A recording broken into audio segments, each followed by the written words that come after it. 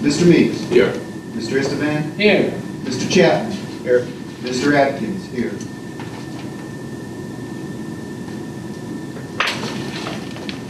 Please stand for the Pledge of Allegiance and followed by a moment of silence.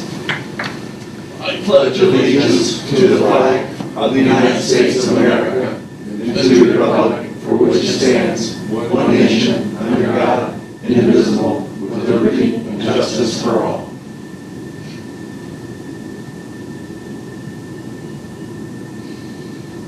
Please be seated.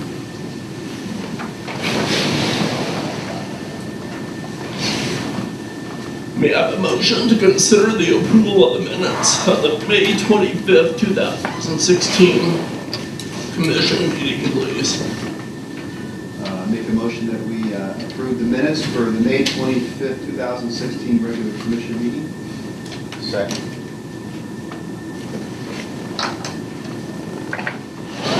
Mr. Chapman? Yes. Mr. Esteban? Yes. Mr. Meeks? Yes. Mr. Webb? Abstain. Mr. Atkins, yes. Minutes are approved as presented. May I have a motion to consider the approval of the soldiers and sailors financial assistance for the period of May 1 through 30, 2016, please? Make a motion to approve the soldiers and sailors assistance. Thank you. Second, please. Second. Thank you. Mr. Chapman? Yes. Mr. Esteban? Yes. Mr. Meeks? Yes. Mr. Webb? Yes. Mr. Atkins, yes. The financial assistance is approved as presented.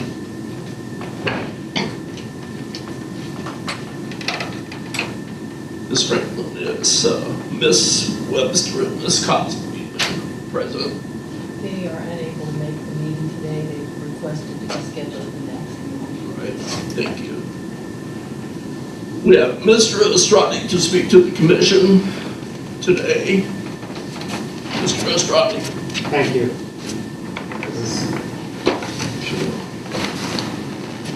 Thank you for having me. My name is David Estradi, 113 Bonner Street, Dayton, Ohio. I'm an Army veteran with a service disabled connection. I'm also a small business owner.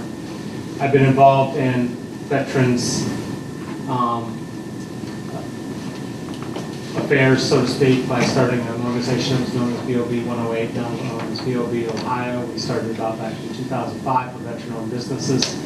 And I made a lot of connections during that time, including Mr. Webb, Mr. Davis, and this is the first time I've been to this organization for any kind of assistance or asked for help, and it was for a friend. Bounced around from ER to ER since he was honorably discharged from the Air Force Academy after 3 years, 4 months, 22 days of active duty. He never realized he was a veteran or entitled to benefits. He battled his demons and lost time and time again. He lost a wife, several careers, and finally ended up with Social Security income and a job he could handle, working for a friend as a pizza delivery driver. But last year he made too much money, according to Social Security, and in August they cut him off. To afford his medications, he took a second job. He stopped taking some of his meds because they made him sleepy.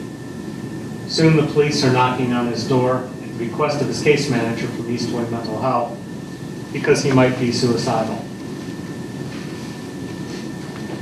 All of you are aware what a problem we have with veterans committing suicide. But if we pretend he's not a veteran, then it's not a veteran suicide, I guess. I've known him for 5 years through a mutual friend, his boss at the pizza shop, Phil. I played hockey with him. I knew a bit of his backstory. And when I heard he was in the hospital, I realized he's probably eligible for VA care. I volunteered to help. He gave me power of attorney his power of attorney to me, and I took that responsibility very seriously. When a veteran asks for help, it's usually because he really needs it. I'm not your average veteran. My Rolodex is pretty big. I have the director of the local VA's personal cell number. When I call a county commissioner, they not only know who I am, they answer the phone. I contacted Mr. Davis about taking care of his utility bills, and I needed a DD-214. and started the process of acquiring it, contacting the records office in St. Louis. After about 5 weeks, I had to follow up because it hadn't arrived. Apparently, St. Louis had never received it, and I had to contact the Air Force Academy. Luckily there, I spoke to a very sharp technical sergeant, told her what the situation was, and she expedited not only it, but his transcripts and his medical records from the Air Force. In the meantime, he had another setback. He was hospitalized again. After an arrest, standing on the side of I-75, acting bizarrely. He faces criminal charges filed by a police officer that was ill-equipped to handle a mentally ill man on the side of the road. A lot of the people that we have in prison today are suffering from mental illness, and we really don't have the facilities out there to take care of it. A friend of his took his meager possessions out of his house and put it into storage and turned the keys back into the landlord. He turned in a usuriously leased car back into the rip-off lot. He would get out of the state hospital where the police, after they put him in jail, they transferred him to the state hospital down south of town very quickly, with a bank account that had been closed, $71 in the hole. No car, no home. He was given 25 days at a halfway house that Eastway has. That was the amount of time they thought somebody coming out of a hospital with severe problems, enough that he had been arrested, hospitalized several times, 3 times in fact in the last couple months, 25 days to get organized. He now had no car, no home. He'd lost his driver's license, and while in the halfway house, when he returned to the hospital, they lost his possessions, including his cell phone. They apparently didn't secure his room when he got admitted. By this time, Jennifer, who you've met already, had filled out the huge application for Montgomery County Veteran Service Commission, and she'd contact SSVF to get him enrolled. I took him to 2 Social Security offices. The first one we couldn't get in because he didn't have a photo ID. The second one wouldn't give him the paperwork because we were missing something else. Took him to the barber shop, bought him his replacement license, took care of some other pressing needs. I spent time going to the banks to get the documents that were required by you. I paid Jen time while she tracked down things like a divorce decree. All this while the clock is ticking to find him a place before the halfway house limit ran out. I'm going to leave the story on how we found him a house and how we cleared it with SSVF on the day that he was supposed to get out of the halfway house. SSVF was going to sign the lease. I'm going to leave that story to Jen. But when I brought the package to your office, the first thing I was told after I handed the inch-thick pile of collected documents is that you don't pay deposits, you don't buy cars, they won't pay for the phone. That's great. If I go into a restaurant and ask for food, telling me what's not on the menu is a great way to get started. I ended up spending 3 nights sleeping on my couch. I'm co-signed on the lease for a year. This was something SSVF was supposed to do. I've secured a car for him with financing from his boss. I provided daily supportive services. Thankfully, Blue Star Mother stepped up and donated his deposit and stuff to set up his kitchen. A food pantry run by my friend Scott Sliver put food in his refrigerator. We just got the Obama phone on Monday, despite having a perfectly good phone a month ago that was donated, that we could have started had we had the money for service. I'm not a social worker. I'm not paid to do this sort of stuff. I own an advertising agency. I spent hundreds of hours and over $1,000 to make sure this veteran didn't end up a statistic. I'm not sure how a homeless, carless, phoneless, mentally ill veteran would be able to navigate the system on his own. It's been difficult enough for Jen and myself, who have access to cars, computers, faxes, money, copiers, a Rolodex, and have a home, a roof over our heads. I don't know how a veteran without any of those things is supposed to do all this. We've carried the ball this entire way. At no point has anyone stepped up to say, I've got this, give me the ball.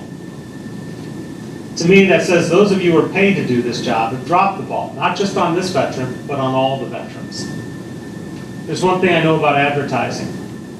The companies that do things exceptionally well, that offer amazing service and get it right, don't need to spend as much on advertising. They invest their money improving the customer's experience. That's what we do with our clients, and that's what I suggest that you do with yours, instead of handing out half of it back to the county every year. I say instead of spending so much time saying what you don't do, you work on figuring out how to say yes. How to make sure that first and foremost, when a veteran walks in for help, you say, everything's going to be okay. We've got you for this. It's our honor to serve you as you have served us. There's one thing that needs to change right away, is that you have to be able to be in touch with a veteran who is in distress.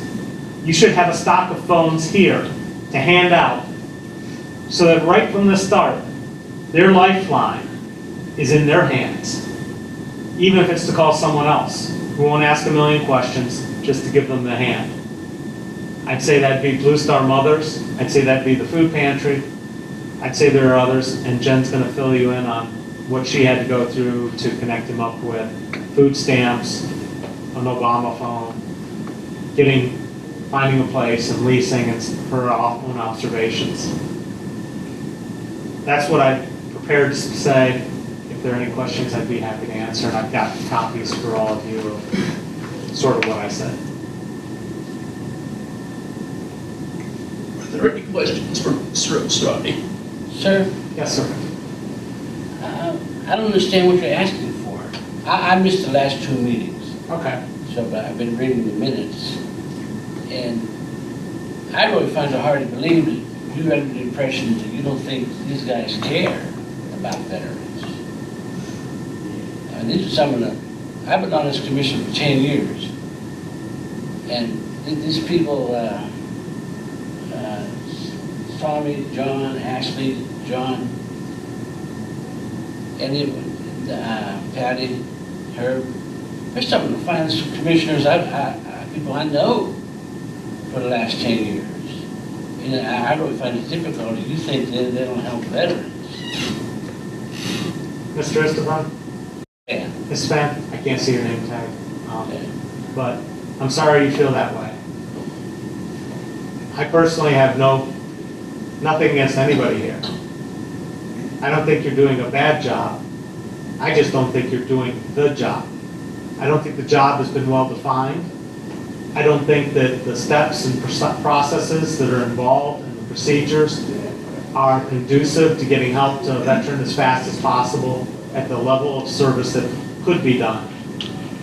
I'm saying that when somebody comes in and asks for help, saying, well, this is the most complete package, this was actually said to me, this is the most complete package we've ever had submitted, but you're missing a photo ID and I can't start processing it until I have a photo ID. That, to me, I'm just wondering if he had managed to gather all those papers, which I'm sure he couldn't have, because the amount of time it took just to find the divorce decree and the amount of time I had to spend at the bank to get the bank records, and they even screwed up the first time, despite me having the power of attorney, a social security number, and everything else. The first records the first account they actually put me on was his son, who has the same name. That's all beside the point. Even if he had been able to do all that and been able to turn it in, he had a negative $71 balance in his bank account, and a driver's license cost $17. So I'm pretty sure he would have said at that point, I can't get a photo ID. I can't get a driver's license that they asked me for. These people can't help me. Instead, in my humble opinion, and the way I would pursue this position that has been entrusted with you, is we're here for you. I'll help you get your ID. I'm going to give you a telephone so we can stay in touch, because I realize that your situation is kind of temporary right now, that you don't have a car, you don't have a house, and you don't have a phone. I'm going to help walk you through this system. I'm going to start enrolling you for benefits with the VA, which have been due to you since you were discharged and never granted. I am going to connect you with SSVF. We are going to get you housed. We are going to get you food stamps. We are going to get you PIP. We are going to do all these things that at every turn along this course of this process with people keep handing it back to us and say, well, we need this or we need that. You take care of it since you're his power of attorney. Most veterans don't have a power of attorney, and I can guarantee most of them don't have somebody with my skill set at connecting and communicating with people. I do not mean any of this is an indictment on any one of you individually. I'm aware that some of you have thought that there could be more concrete guidelines about what you do and what you don't do, and that they should probably be published. Here are the things we can do. Here are the things we will do. Here are the things that we're here to help you with, because I couldn't find that. And again, I have a computer, I have a copier, I have a phone. There are homeless veterans with mental illness that don't have access to any of that, nor do they have an advocate. So when they show up at your door because somebody said, oh, these guys will help, they need you to jump in and help. You have 9 people on this staff. You have a board of 5. All of you have a roof over your head. When somebody comes in, it shouldn't be me that's putting them up on my couch. But no one gave us that roof over our head. I'm going to ignore that statement. I'm not just gonna, I don't have any on the list. One at a time, please. Mr. Webb. If I understand correctly, I'm just gonna kind of provide some Sure. feedback and tell me if I'm on the right track. If we could sum it up into one thing that you're looking for is you're looking for somebody to be an advocate, just like you have been. Correct. Is that Correct. I'm looking for somebody from this office to jump in as a case manager or connect them with a proper case manager to guide them through the system, because this is what they do every day. I'm in advertising. I don't know these systems. I don't know who to call for these things. Luckily, I know the director, one of the directors at Community Action Partnership, and I can text her, and she gets right back to me and tells me what you have to do to apply for PIP. But it means getting up at 6 a.m. and making calls and all the rest of this in the queue, whereas social service agencies have a direct connection to PIP, just like Mr. Davis had a direct connection to both DP&O and Veteran, which I don't have. So there are people that have these connections to do these things, and they're not mine.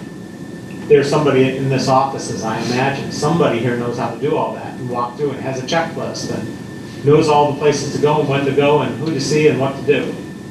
Getting an Obama phone isn't all that easy, and getting food stamps doesn't turn out to be all that easy either, as you'll hear from Jen. so? Mr. Webb.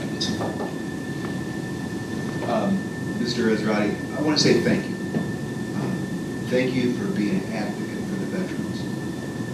Anybody who advocates for veterans, especially on their own, because the government doesn't do a very good job of it, federal, local, or state.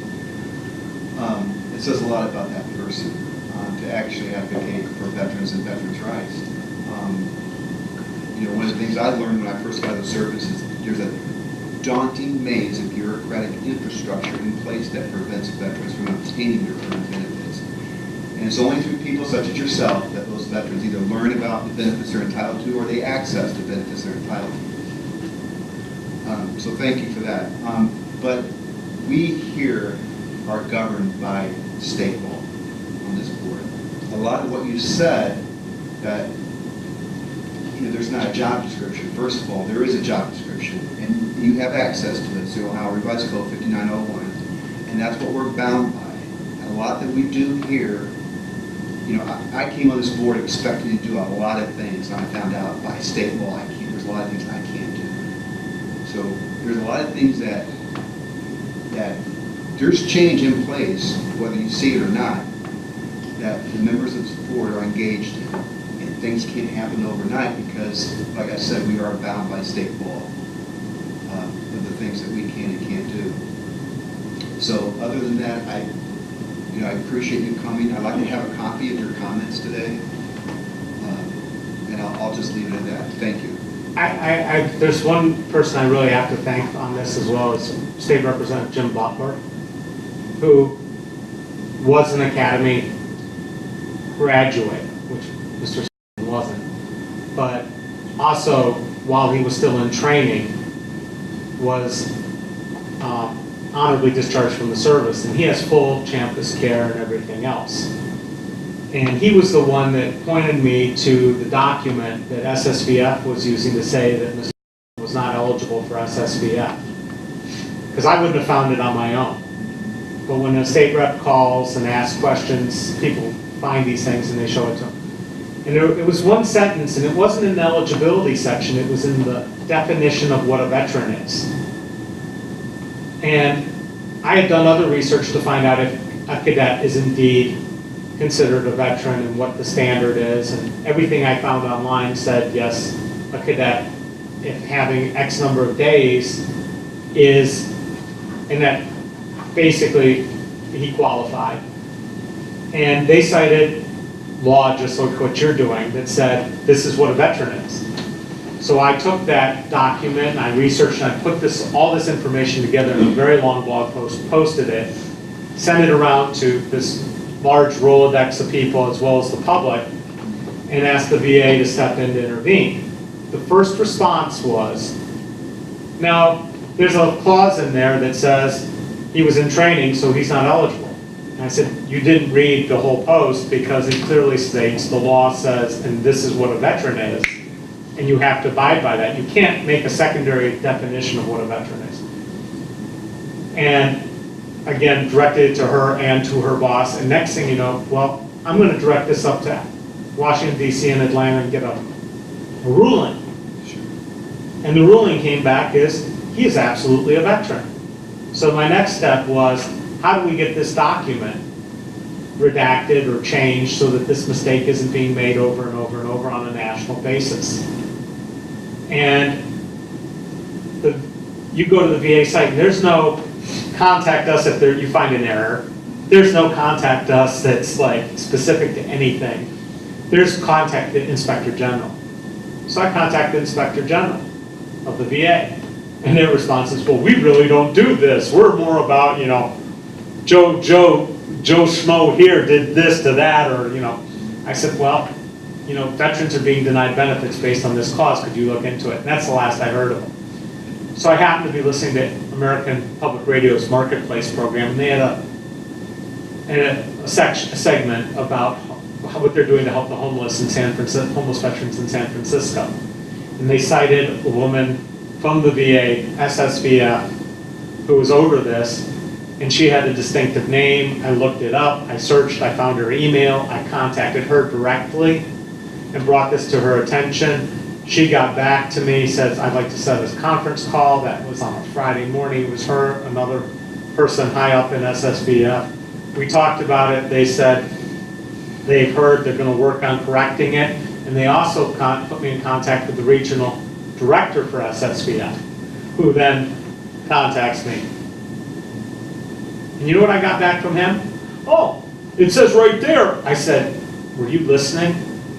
That's the whole point. You can't have a program that makes up its own definition of a veteran.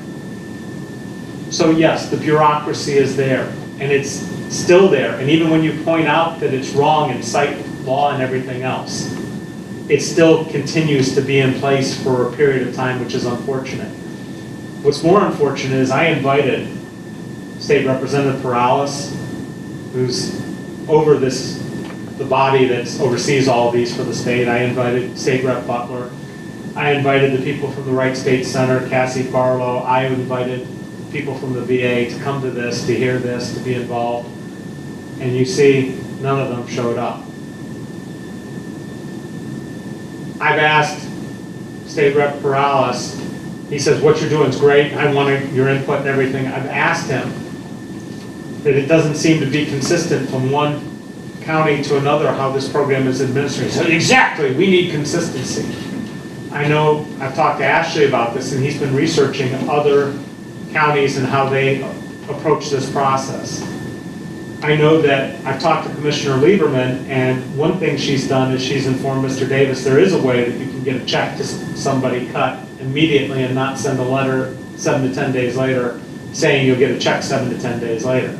That they can cut a check, as you did for Mr. Food Assistance, pretty much the next day. So from here on out, veterans who need emergency food assistance will get emergency food assistance in a timely manner. So we have made some progress. But I'm asking that we try to take some of these ideas, some of these that we learned from this case study and say, look, this process that we have now is probably losing us some veterans in the process, and that's not what we want to do. That no veteran left behind really means no veteran left behind. And we have to get some leeway.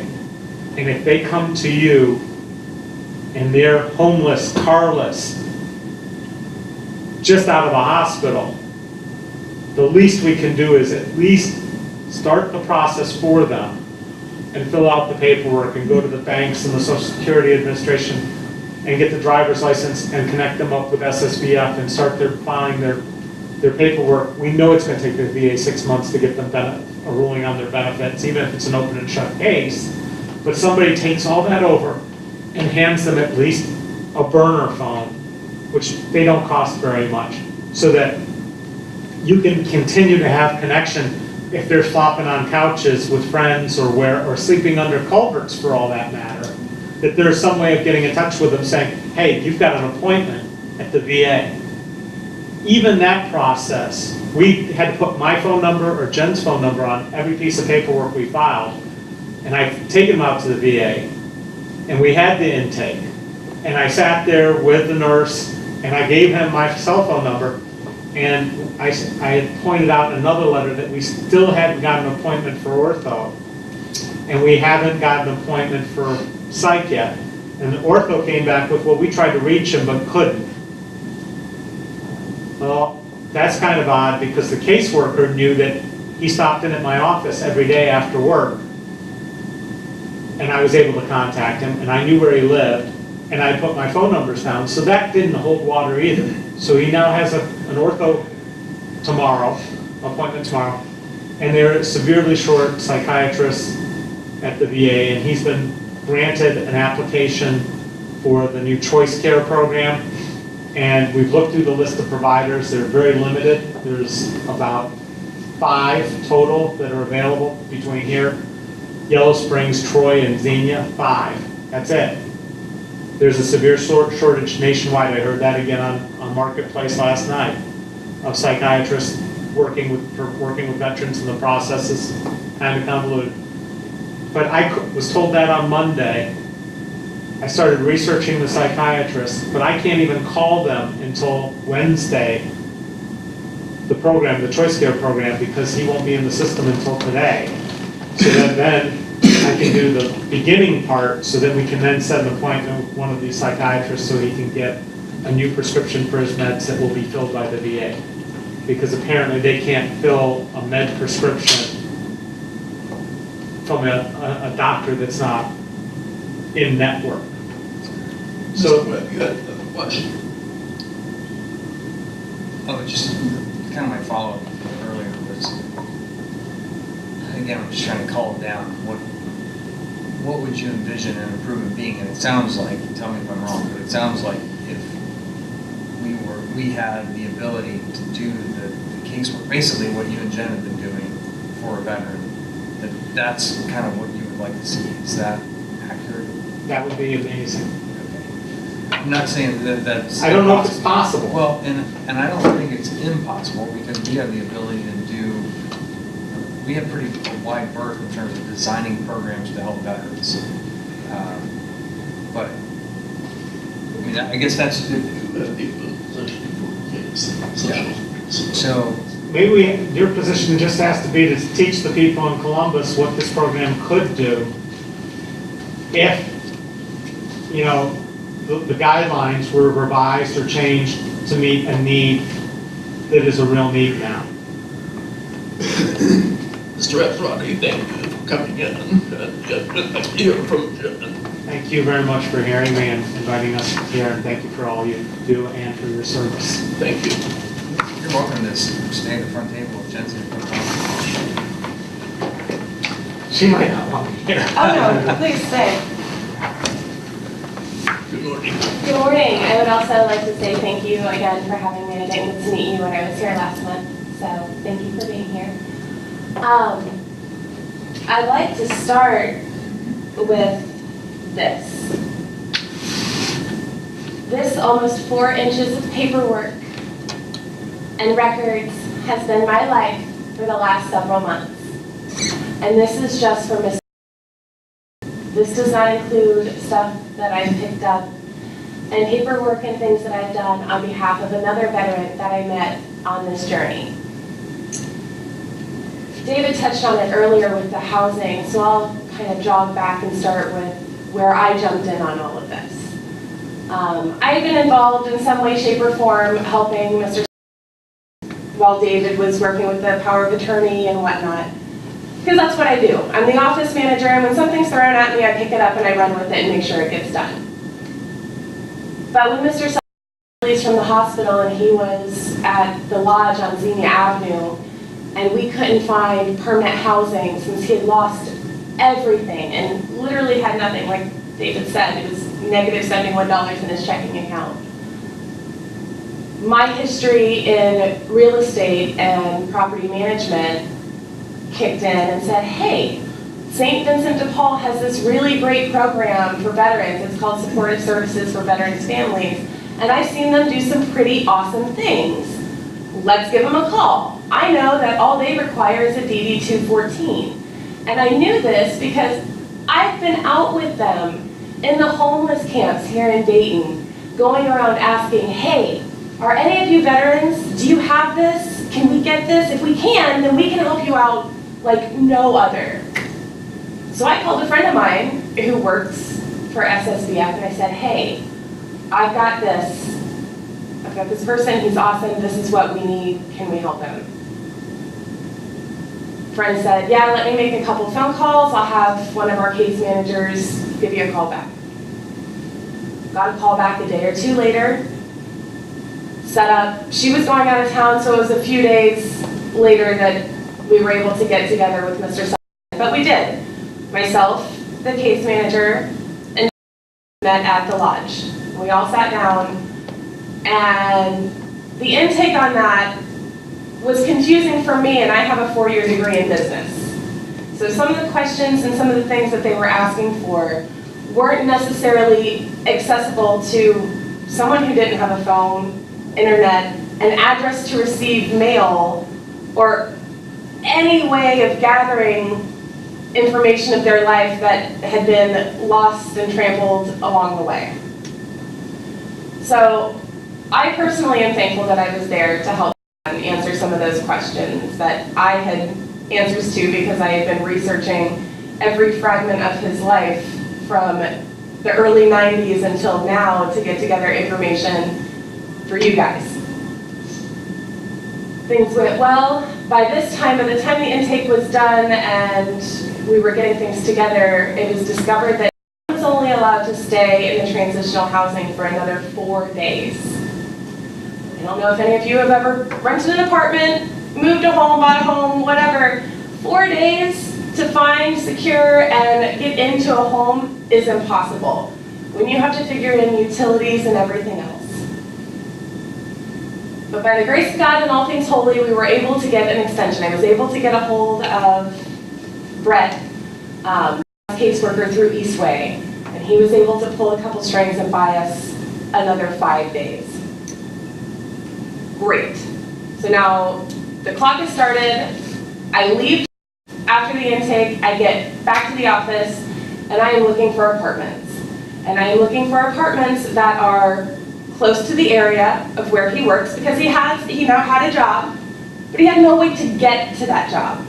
Because again, no money, so he couldn't get a bus pass. Again, nothing, there was no transportation offered. David and I, had no problem helping and, getting him where he needed to go when he needed to be there, but it wasn't realistic because we have other full-time jobs that we have to maintain. So looking for something that was reasonably affordable in the area was crazy. I called on one and I was able to find a very modest one-bedroom apartment off of Wayne Avenue for $485 a month. Hallelujah. I was so excited. I called the woman, I said, hey, this is the situation. She said, okay, great. We'll work with Support SSVF. We've heard great things about them. No problem. Come check it out. Set up the appointment. The case manager through SSVF didn't offer transportation for. So I went and I took to this appointment. Met the case manager and the new landlord there. Walked through the apartment, yada, yada, yada. Great. SSVF said, perfect. We'll set up the inspection once everything is done and cleaned. Awesome. The landlord said, fantastic. I'll fill out this paperwork, get this back to the case manager, and we'll be good to go. Perfect, because by this time, we had 3 days on the clock to get him done and moved in. Because he had lost everything before, he now had a $450 balance to Vectren and a $300 balance to DP&L, because deposits and whatnot, that stuff adds up. So you guys were very gracious in getting that set up and making the calls and doing the pledges to the utilities, which is brilliant. But the day before we were supposed to sign the lease, I couldn't get in touch with that caseworker at SSVF. Called, and this was on a Thursday. On Friday at 3 in the afternoon, as we're supposed to be at the lease signing, I get a call, oh, we can't help him, he's not really a veteran. And my mouth hit the floor, because I am on the board of a 501c3 here in town, and we do nothing but veteran services.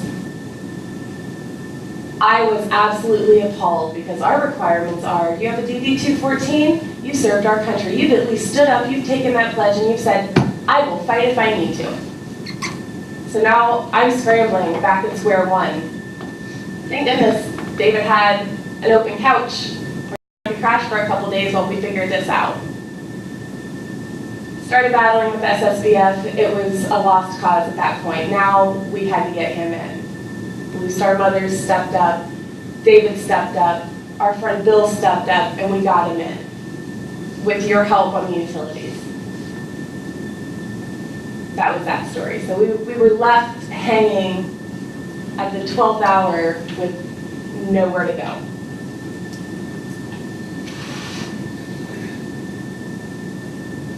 During this time, there was no way for anyone to get in touch with him, except for the brief times that he was in our office in the afternoons. So I knew we had to get him a phone. In order to get him a government phone, I knew that he had to qualify for food stamps. So I hit the ground running and got the application and everything that I needed to go down to the job center, which again, if you've never been to the job center, I suggest everybody take a field trip, get down there at 7:30 in the morning, because it is an experience. Again, the application and everything that we were given was pretty decent, and again, information that we may not have had the ability to get before then. We got down there, turned in everything at the intake desk, and while we were going over to watch a brief video about how much income he's allowed to make in order to be approved for food stamps, we met another veteran. His name was Dan. And in talking to Dan, Dan needed some help too. And I gave Dan my card and I said, hey, call me if something doesn't work out. If you need my help, if you need some extra resources, call me. He was incredibly appreciative, as he had been down here to this office. He had been working with the BOA SSVF program and hit a wall. Long story short, John and I finally got to meet with someone to get his food stamps. He did in fact qualify for food stamps, since at that point he had 0 income to show. But after she told us that he was approved for the food stamps, she said over and over again, it'll be on your card today. Don't worry, they're gonna load it, it'll be on your card by the end of the day. And I multiple times had to tell her, he doesn't have a card. This is emergency, he needs this now. He doesn't have a card, he's never had food stamps. So again, I got him a house, I got him, got the utilities turned on, but now he needed food and couldn't get food because he wasn't in the system because he didn't have an EBT card. So there's another 7 to 10 days that we have to wait to get a card for him to get food. I'm a mom. Someone going hungry is just not acceptable to me. So I went to David and I said, okay, what do we gotta do? I had the numbers of multiple food banks in town, and he said, call my friend Scott. Scott will know what to do. So I called Scott, he was the pastor at a local church, and he said, Jen, absolutely. He's like, I am in this meeting downtown and I will be here until probably 7 or 7:30. But if you wanna meet me after that, I'll get you everything you need. Awesome. Happened to be a night that I had my son. So I had to take time away from my fiance and my child to go and get food for John, because in my mind, it's not right to let anyone go hungry. So that was 2 hours away in the evening that I did that. Got fed. To get him his phone, finally we got the food stamps, hooray, I've got the printout paper that says you're approved. Go to the little yellow tent that's down there, that says free phones all over it. You can't get a phone without having the actual card. Doesn't matter what kind of printout that you have. So I thought, well, crud. Dropped him back off after I bought him a new belt and a new pair of shoes because he had none of those. His pants were falling down and all he had was a pair of uncomfortable dress shoes to stand and work in all day. So I said, all right, well, we're gonna fix that. Got back to my computer at my office, looked up government phone and what we needed to do, and I was able to do everything online. I was able to found a place where I could submit a picture of the printout that I had. Great, your phone will be here in 10 days. Wrong. Almost a month later, we finally got the phone this past Friday. So, we were left with someone with severe anxiety, left alone in an apartment with no contact with the outside world. He couldn't call anybody, couldn't text anybody. Good Lord, had the house caught on fire, he couldn't have called 911.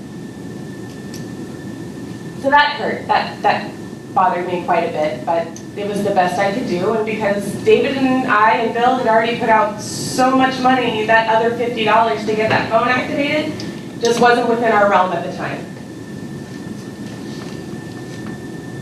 I'm still working on housing. We finally, after the SSVF thing got cleared up with David and what constitutes a veteran, SSVF stepped up and said, okay, well, yeah, we'll help with rent. But now, after David had co-signed on the lease, that pops up. His caseworker at the VA, Omar, said, hey, no, we can get you on the VASH program, which is a HUD program. Beautiful. The landlord doesn't accept Section 8 and HUD vouchers. So now we've got rent for 6 months, but we've got to figure out what's going to happen after the first of the year, and that 6 months is gone because this right here that I'm still not done with because of the requirements that it asks for aren't going to work for this landlord. So we're going to need help after the first of the year. I have spent the last 4 months of my life being a case manager and an advocate. Don't get me wrong, I love it. I come from a military family. I work for a nonprofit here in town. I tried to be a case manager for veteran services, and I was denied a job because I have a business degree and not something in social work, which hurts a lot because I'm very passionate about this. But what I've done the last couple months isn't my job. My job is to be a finance and office manager for the next wave of innovation and marketing. I think there are things that can be streamlined. I think there are things that can be changed. And like David said, I think you guys are doing it the best that you can with what you're given. But there are questions that need to be asked, and there are points that need to be made on behalf of the veterans. And I think a lot of times their voices are being lost Because at no time when I've walked into this building and given the application and then handed the application back and said, you're missing this or you need this, were we ever directed to someone here that could help us? Or for someone to say, does he have food stamps? Does he have Medicaid? Has he been to the VA to see if he qualifies for VA benefits? No one gave us that direction. And to your point earlier, and like I said to her a couple weeks ago on the phone, are we giving these people fish or are we teaching them how to fish? So that they're not coming back month after month asking for more money. Are we giving them the resources that they need to pull themselves up and out of whatever hole that they may have tripped and fallen in? All I have. But thank you. Are there any questions? Thank you very much. Okay. Jen, I also have respect for you, for advocating for veterans. I'd just like to say, thank you for what you do. But all veterans, like the VA, on the federal, state, and local level, when you're talking about veterans benefits, none of those government agencies would survive without people such as yourself or nonprofits that step in and help. Because like I said earlier, the government has no system in place to direct veterans who earn their benefits to those agencies and their benefits. So thank you. Thank you very much. And I absolutely understand that. And that's, my grandfather, who was a World War II vet, taught me a long time ago that you don't depend on anyone to take care of anything for you. You've got to step up and you've got to fight. And you help the little guy. Because if the little guy can't get there, then where are you going to be later on? So, like I said, I love doing it. I know that the government is this big, huge machine that often misses things, but I appreciate it because sometimes we feel like we get lost too as advocates. Again, thank you both for coming in.